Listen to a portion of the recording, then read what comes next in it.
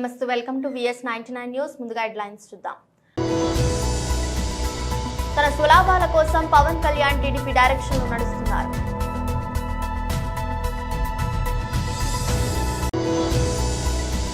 CM YS Jagan ప్రభుత్వంలో చిన్న పిల్లల దగ్గర నుంచి అవ్వాతాతల వరకు అందరికీ సంక్షేమ పథకాలు.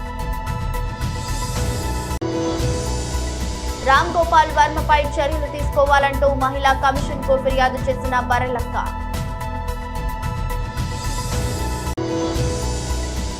146 ఏళ్ల క్రికెట్ చరిత్రలో ఏ ఆటగాడు సాధించని రికార్డును నెలకొల్పిన విరాట్ కోహ్లీ.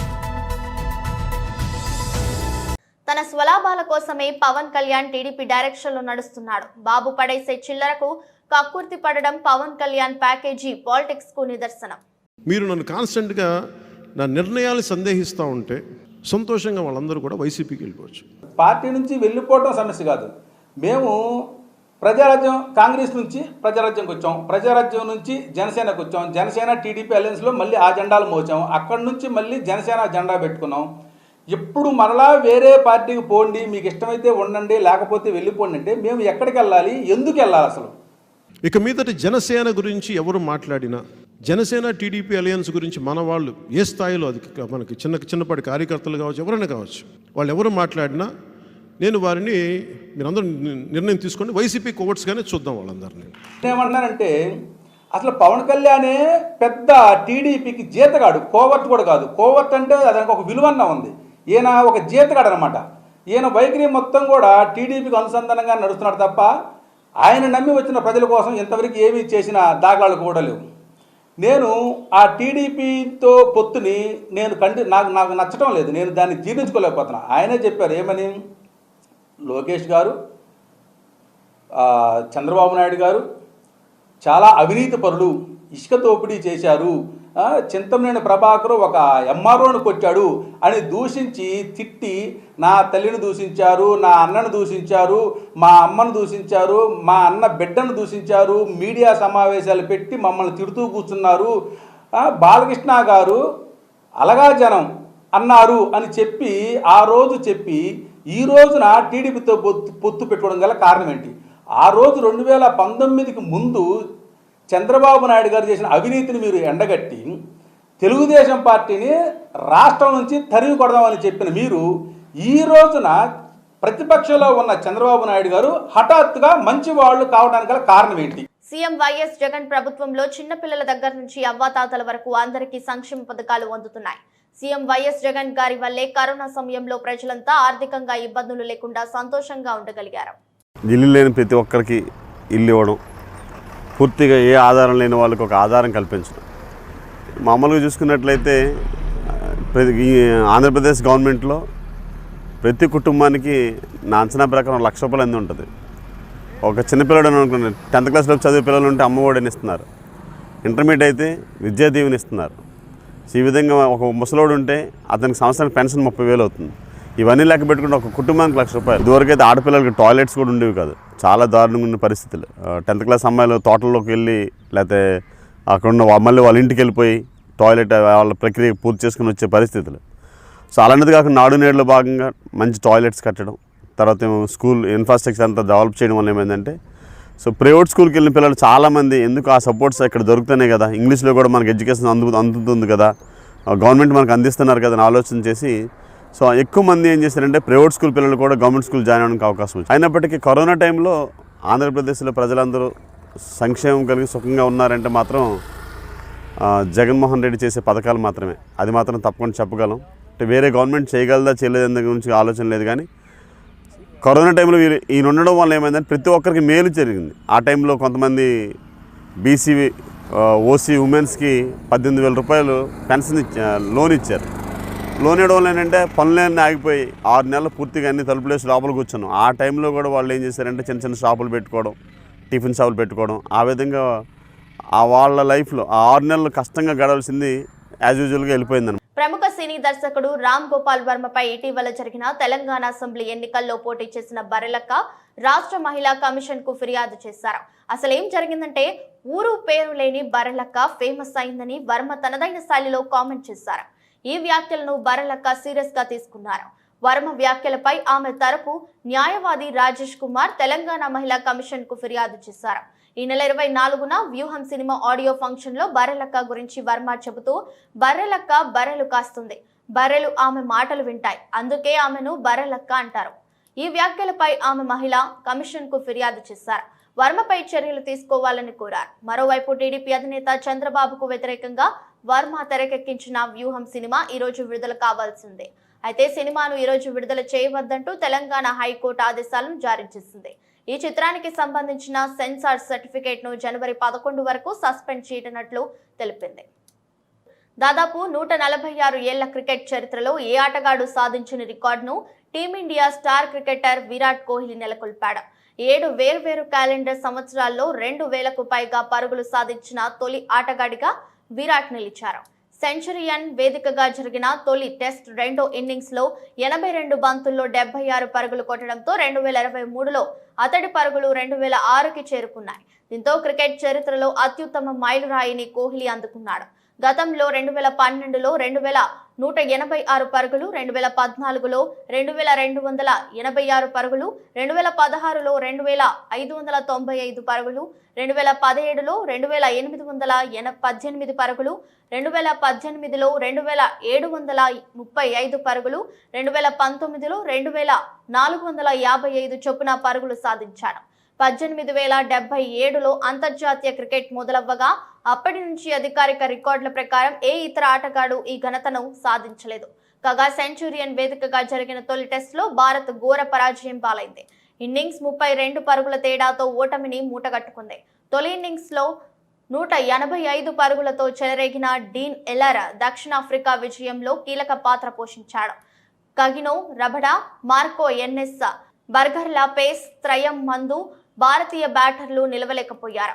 మరి ముఖ్యంగా రెండో ఇన్నింగ్స్ లో ఘోరంగా విఫలమయ్యారు. మొదటి ఇన్నింగ్స్ లో 245 పరుగులు, రెండో ఇన్నింగ్స్ లో కేవలం 131 పరుగులకే ఆల్అౌట్ అయ్యారు. అయితే విరాట్ కోహ్లీ సెకండ్ ఇన్నింగ్స్ లో వేగంగా పరుగులు రాబట్టాడు. 76 పరుగులు కొట్టగా అందులో ఏకంగా 12 ఫోర్లు, 1 సిక్సర్స్ ఉన్నాయి. చిత్తూరు జిల్లా బైరెడ్డిపల్లిలో షా social justice for international civil and human rights council అవగాహన సదస్సు తొలి మీటింగ్ ఏర్పాటు చేయడం జరిగింది. హ్యూమన్ రైట్స్ సంస్థలోకి కొత్తగా కొంతమందిని చేర్చడం జరిగింది. వాళ్లకు ఐడి కార్డ్ సర్టిఫికేట్స్ లో అందజేయడం జరిగింది. ఈ కార్యక్రమానికి ముఖ్య అతిథిగా బైరెడ్డిపల్లి ఎంపీడీఓ డి రాజేంద్ర బాలాజీ హాజరయ్యారు. అలాగే ఆయన మాట్లాడుతూ మానవ హక్కుల గురించి కొన్ని సూచనల్ని, సలహాలని తెలిపించారు. ఈ మీటింగ్ లో పలమనేది సంబంధించిన టీం సభ్యులు మరియు బైరెడ్డిపల్లికి సంబంధించిన టీం సభ్యులు హాజరయ్యారు. సంస్థ యొక్క నియమాలు అలాగే మంచి పనులను ఐక్యమత్యంగా చేయాలని, ప్రతి ఒక్క కార్యక్రమం కలిసిమెలిసి చేపట్టాలని, మనకో సంస్థ ఒక పేరుని ముందుకు తీసుకువెళ్లాలని సూచనలు చేశారు. అలాగే ఈ కార్యక్రమం బైరెడ్డి టీం సభ్యుడు మసూద్ అలీ, ఫైజుల్లా సుసరుద్దీన్ మరి బైరెడ్డిపల్లి టీం సభ్యులు ఏర్పాటు చేయడం జరిగింది. AP state media cell president Shaik Mastan మరియు Rayalaseema in-charge Ameer Basha, Chittoor district in-charge Arshad Ali Palamaner team తరపున హాజరయ్యారు. इसमें आता ले फोटो भी कौन मारा वीडियो में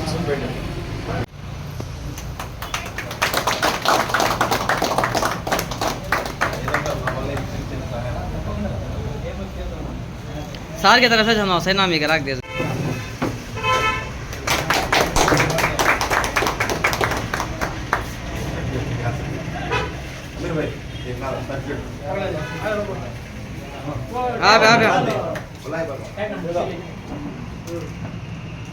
Rayalaseema general secretary M Faizullah.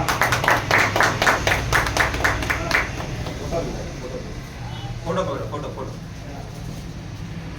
इसमें आता ले फोटो भी कौन मारा वीडियो में ఇంతకుముందు పోస్టులో ఉన్నారు. మిస్టర్ షేక్ అబ్దుల్ ఆసిఫ్, ఈయనకి చీఫ్ లీగల్ అడ్వైజర్గా చిత్తూరు డిస్ట్రిక్ట్కి నియామకం జరిగింది. వారికి అభినందనలు.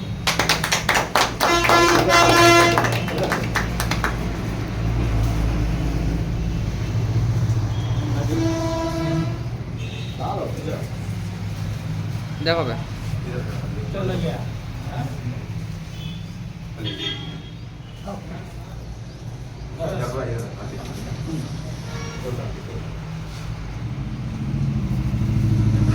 ఇంతకుముందు పోస్టులో ఉన్నారు.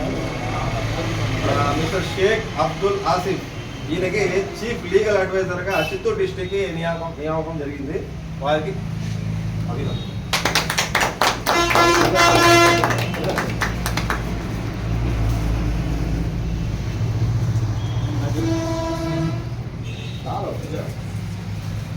देखो बे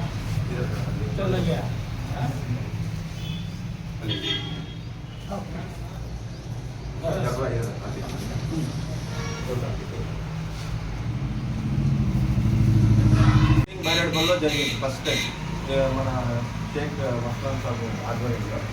ఆయన ప్రోద్బలంతోనే ఇంతకు వచ్చాము. ఆయన వల్ల ఎందుకు చెప్తున్నా, ఆయన ఎందుకు అంటారంటే మస్తాన్ సాబ్ వచ్చి ఒక మామూలు వ్యక్తి, నాకు చిన్నప్పటి నుంచి పరిచయం. ఆయన గురించి ఎందుకు చెప్తున్నా అంటే మీకు చాలా మందికి తెలియకపోవచ్చు ఆయన గురించి. ఒక టీవీ మెకానిక్ లాగా ఆయన ఎదిగారు, మంచి పేరు తెచ్చుకున్నారు. అమర్నగర్లో మంచి పేరు తెచ్చుకున్నారు. అలాగే ఒక మంచి రెస్పాన్సిబుల్ పర్సన్గా ఎదగాలని ఆయన కోరికతో ఆయన ఏం చేశారంటే ఇలాగా ఒకరు ఆహ్వానం మేరకు ఇందులో రావడం జరిగింది ఆయన పేర్లతో. కానీ ఆయన వస్తూ స్టార్టింగ్ నుంచే రెబల్ అంటే మంచి అయితే ఏం ప్రాబ్లం లేదు, ఏదైనా చిన్న విషయాలు తేడా వస్తే మొహం మీద అడగడం, దాన్ని అక్కడికక్కడే పరిష్కరించడం, లేకపోతే కాకపోతే అక్కడికక్కడే దాన్ని సైడ్ చేసి వదిలేయడము, ముందరికి వెళ్ళిపోవడం. ఇప్పుడు చాలా మంది చెప్తారు, కానీ ఆయన చెప్తూ చేశారు కూడా. ఆ విషయంలో నేను నిజంగానే ఈరోజు సభాముఖంగా ఆయనకి నేను కృతజ్ఞతలు ప్లస్ అభినందనలు రెండూ తెలుపుతున్నాను. ఎందుకంటే మేమిద్దరు ఫ్రెండ్స్ ఉండొచ్చు, ఒకరికొకరు విషయస్ చెప్పుకుంటాం, కానీ నలుగురిలో చెప్పడం ఎందుకు చెప్పాలంటే మంచి విషయం చెప్పాలి. ఎందుకంటే ఆయన ఇన్స్పిరేషన్ చాలా మందికి ఉపయోగపడుతుంది ఫ్యూచర్. ఆయన ఎలా ఆలోచిస్తారో చెప్తాను చూడండి. మనం ఏదైనా తప్పు జరుగుతాను కళ్ళ ముందర అంటే అడగడంలో తప్పు లేదు, మాట్లాడడం. ఇంతకుముందు ఐడి కార్డు లేకపోతే అడిగితే పక్కకు జరిగే నువ్వు ఎవరు అడిగావు, నీది ఏ ఊరు అని అడిగేవాడు. అవునా? కరెక్టేనా? చాలా మందికి ఇది జరుగుతుంది, నా విషయంలో కూడా జరిగింది. కానీ ఈ ఐడి కార్డు ఉన్న పవర్ ఏమంటే మీరు ఏ ఊర్లో ఉండండి, ఎక్కడన్నా ఉండండి, ప్రపంచంలో ఏ మూల కూడా ఉండొచ్చు.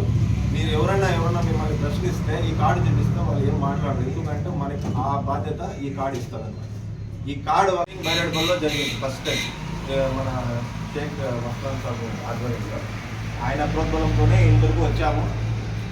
ఆయన వల్ల ఎందుకు చెప్తున్నా, ఆయన ఎందుకు అంటారంటే మస్తాన్ సాబ్ వచ్చి ఒక మామూలు వ్యక్తి, నాకు చిన్నప్పటి నుంచి పరిచయం. ఆయన గురించి ఎందుకు చెప్తున్నా అంటే మీకు చాలా మందికి తెలియకపోవచ్చు ఆయన గురించి. ఒక టీవీ మెకానిక్ లాగా ఆయన ఎదిగారు, మంచి పేరు తెచ్చుకున్నారు. అమర్నగర్లో మంచి పేరు తెచ్చుకున్నారు. అలాగే ఒక మంచి రెస్పాన్సిబుల్ పర్సన్గా ఎదగాలని ఆయన కోరికతో ఆయన ఏం చేశారంటే ఇలాగా ఒకరు ఆహ్వానం మేరకు ఇందులో రావడం జరిగింది ఆయన పేర్లతో. కానీ ఆయన వస్తూ స్టార్టింగ్ నుంచే రెబల్ అంటే మంచి అయితే ఏం ప్రాబ్లం లేదు, ఏదైనా చిన్న విషయాలు తేడా వస్తే మొహం మీద అడగడం, దాన్ని అక్కడికక్కడే పరిష్కరించడం, లేకపోతే కాకపోతే అక్కడికక్కడే దాన్ని సైడ్ చేసి వదిలేయడము, ముందరికి వెళ్ళిపోవడం. ఇప్పుడు చాలా మంది చెప్తారు, కానీ ఆయన చెప్తూ చేశారు కూడా. ఆ విషయంలో నేను నిజంగానే ఈరోజు సభాముఖంగా ఆయనకి నేను కృతజ్ఞతలు ప్లస్ అభినందనలు రెండూ తెలుపుతున్నాను. ఎందుకంటే మేమిద్దరు ఫ్రెండ్స్ ఉండొచ్చు, ఒకరికొకరు విషయస్ చెప్పుకుంటాం, కానీ నలుగురిలో చెప్పడం ఎందుకు చెప్పాలంటే మంచి విషయం చెప్పాలి. ఎందుకంటే ఆయన ఇన్స్పిరేషన్ చాలా మందికి ఉపయోగపడుతుంది ఫ్యూచర్. ఆయన ఎలా ఆలోచిస్తారో చెప్తాను చూడండి. మనం ఏదైనా తప్పు జరుగుతాను కళ్ళ ముందర అంటే అడగడంలో తప్పు లేదు, మాట్లాడడం. ఇంతకుముందు ఐడి కార్డు లేకపోతే అడిగితే పక్కకు జరిగే నువ్వు ఎవరు అడిగావు, నీది ఏ ఊరు అని అడిగేవాడు. అవునా? కరెక్టేనా? చాలా మందికి ఇది జరుగుతుంది, నా విషయంలో కూడా జరిగింది. కానీ ఈ ఐడి కార్డు ఉన్న పవర్ ఏమంటే మీరు ఏ ఊర్లో ఉండండి, ఎక్కడన్నా ఉండండి, ప్రపంచంలో ఏ మూల కూడా ఉండొచ్చు. మీరు ఎవరైనా మిమ్మల్ని ప్రశ్నిస్తే ఈ కార్డు చూపిస్తే వాళ్ళు ఏం మాట్లాడరు. ఎందుకంటే మనకి ఆ బాధ్యత ఈ కార్డు ఇస్తారన్నమాట.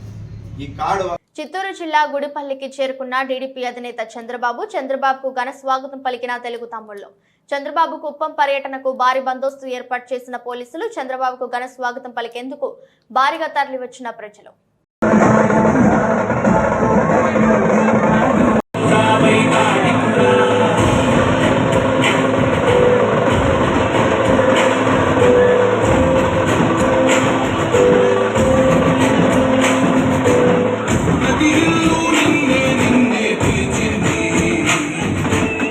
ప్రతి గణపానికి స్వాగతం అంటూని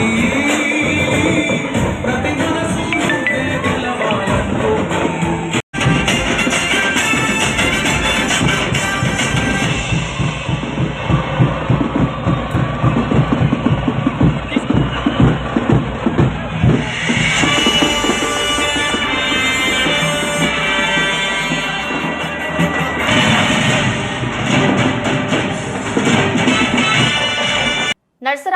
చరిత్ర గురించి చెప్పుకునే నాయకుడు కాదు, చరిత్ర తిరగరాసిన నాయకుడే నాయకుడు. ఆ నాయకుడే నరసరావుపేట గౌరవ శాసనసభ్యులు డాక్టర్ గోపిరెడ్డి శ్రీనివాసరెడ్డి.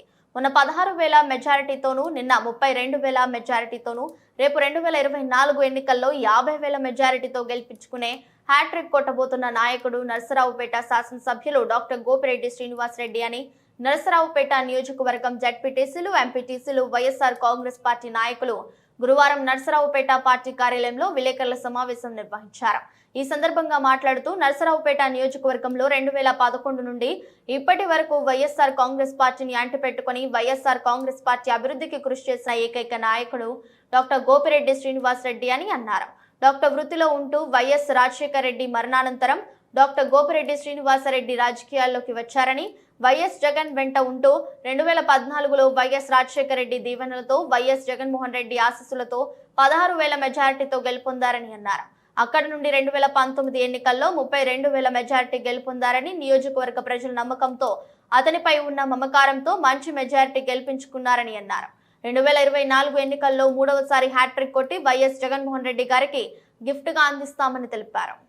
గారి కుటుంబానికి కానీ నరసరావుపేట నియోజకవర్గంలో నేనంటూ ఉన్నానని ఎంతో నరసరావుపేట టౌన్లో నెంబర్ 1గా ఉన్న ప్రాక్టీస్ని కూడా పక్కన పెట్టి డాక్టర్ గోపిరెడ్డి శ్రీనివాసరెడ్డి గారు ఆ రోజు వారి కుటుంబం కోసం నరసరావుపేట నియోజకవర్గంలో మరి జెండా పట్టుకోవడం జరిగింది.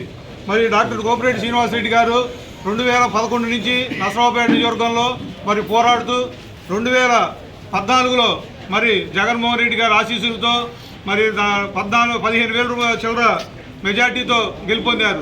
ఆ తర్వాత నుంచి నరసరావుపేటని అభివృద్ధి పదంలో నడిపిస్తూ అందరి కార్యకర్తలను కూడా కలుపుకుంటూ వెళ్తూ చిన్న పెద్ద తేడా లేకుండా అందరిలో ఒకడై ఏ కష్టం వచ్చినా నేనంటూ ముందున్నా అని చెప్పి మరి గోపిరెడ్డి శ్రీనివాసరెడ్డి గారు ఆ రోజు నుంచి పయనిస్తూ 2019లో మరి జగన్మోహన్ రెడ్డి గారి మద్దతుతో మళ్ళీ రెండోసారి ఎమ్మెల్యేగా గుంటూరు జిల్లాలో 32,000 మెజార్టీతో భారీ మెజార్టీతో గెలుపొందడం జరిగింది. మరి ఆ రోజు నుంచి నరసరావుపేటలో ఎన్నో అభివృద్ధి కార్యక్రమాలు కానీ ఎన్నో మరి సంక్షేమ పథకాలు కానీ మరి నరసరావుపేట నియోజకవర్గం కోసం మరి డాక్టర్ గోపిరెడ్డి శ్రీనివాసరెడ్డి గారు కృషి చేశారు.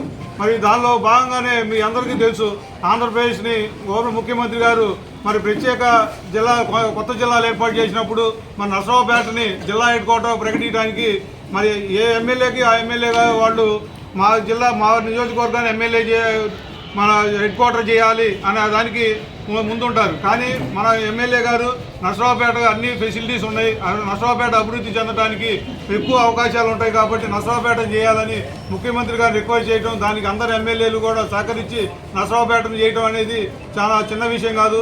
ఎందుకంటే జిల్లా హెడ్ క్వార్టర్ అనడం వల్లే ఇవాళ నరసరావుపేట ఎంతో అభివృద్ధి చెందింది. మరి దానిలో భాగంగానే మరి నరసరావుపేటలో జేఎన్టీయూ కాలేజీ తీసుకొచ్చి మరి గత ప్రభుత్వంలో కాలేజీ మొత్తం డిగ్రీ కాలేజీ అన్ని పల్నాడు బస్ స్టాండ్లో పాత ఎన్టీ రామారావు కాలేజీలో జరిగింది.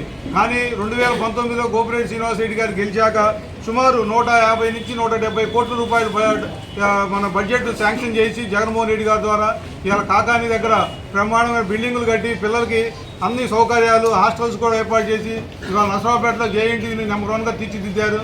అలాగే మరి కరోనా కష్టకాలంలో డాక్టర్ గోపిరెడ్డి శ్రీనివాసరెడ్డి గారు చేసిన కృషికి నరసరావుపేటలో ఎప్పుడూ మర్చిపోలేరు.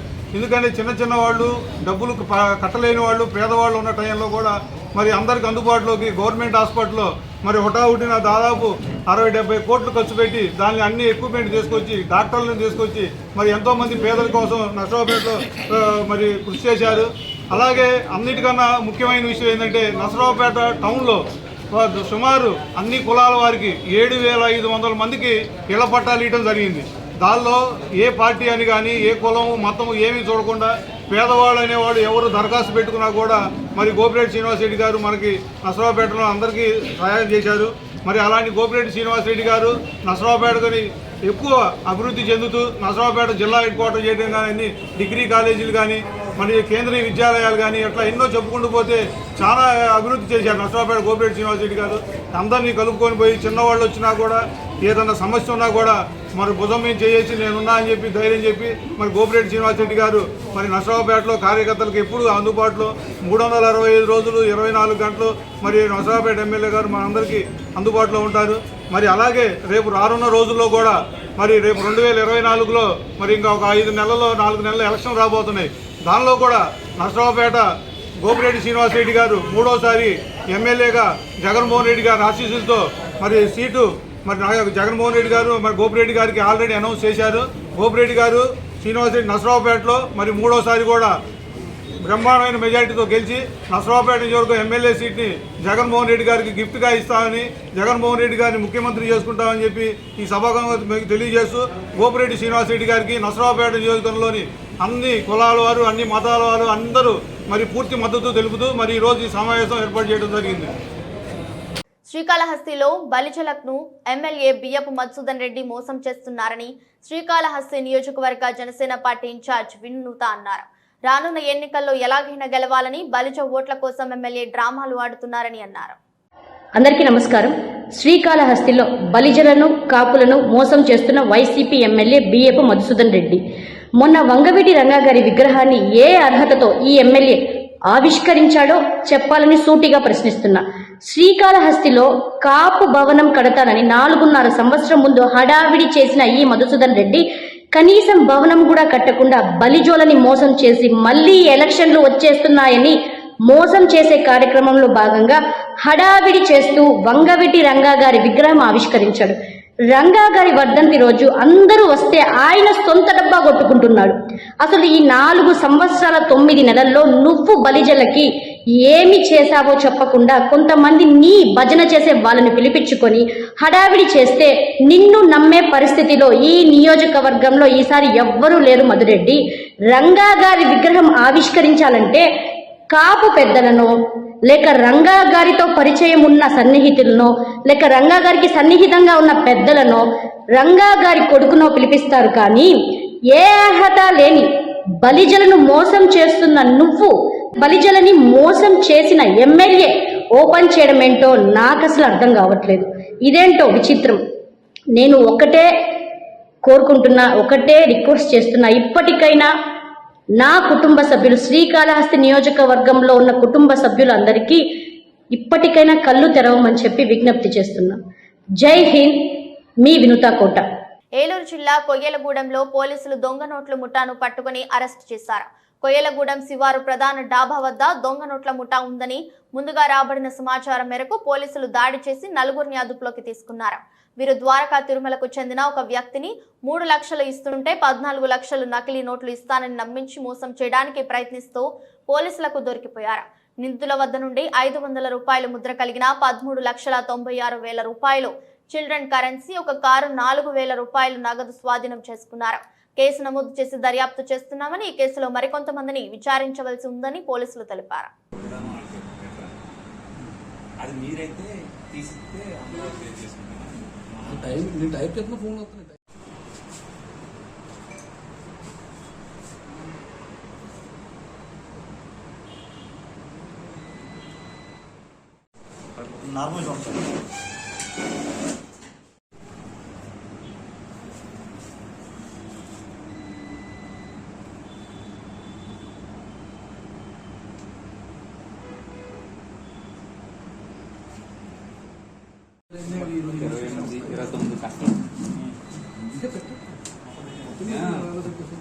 మొత్తం పెడితేనే బాగుంటుంది కదా.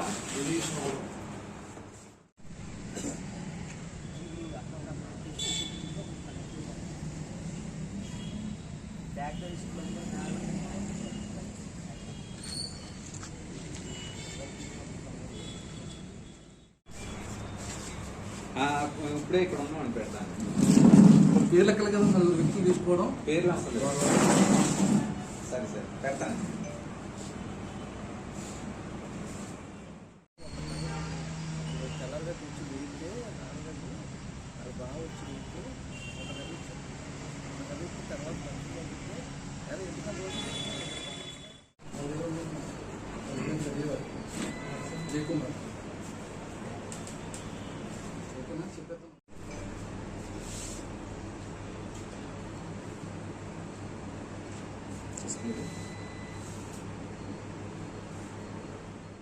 భీంపూడి గ్రామం ప్రధాన ఫ్యామిలీ దాబా వద్ద నాకు మరియు మా సిబ్బందికి రాబడిన సమాచారం ప్రకారం నేను మా సిబ్బంది వీడియోల ద్వారా వెళ్ళగా అక్కడ కొంతమంది ముంగూడి ఉండగా మేము వెళ్ళి చెక్ చేయక అందరూ పారుపోగా 4 వ్యక్తులు దొరికినారు.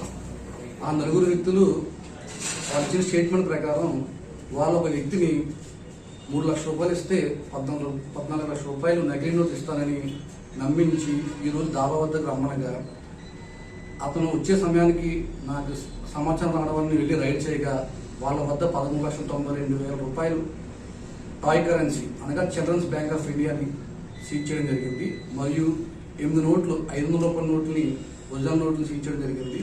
మరియు ఒక కార్ని స్వాధీనపరచడం జరిగింది. వీరిపైన కేసు ఉన్నాయండి.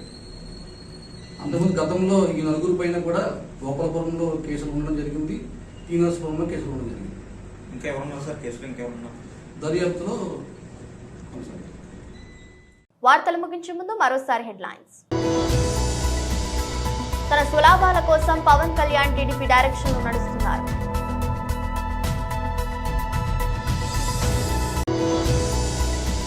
సీఎం వైఎస్ జగన్ ప్రభుత్వంలో చిన్నపిల్లల దగ్గర నుంచి అవ్వాతాతల వరకు అందరికీ సంక్షేమ పథకాలు.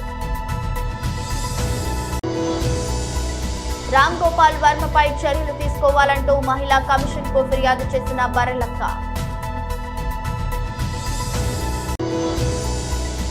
146 ఏళ్ల క్రికెట్ చరిత్రలో ఏ ఆటగాడు సాధించని రికార్డును నెలకొల్పిన విరాట్ కోహ్లీ. ఇద్దరు బులెటిన్ మళ్ళీ కలుద్దాం. అంతవరకు సెలవు. నమస్కారం.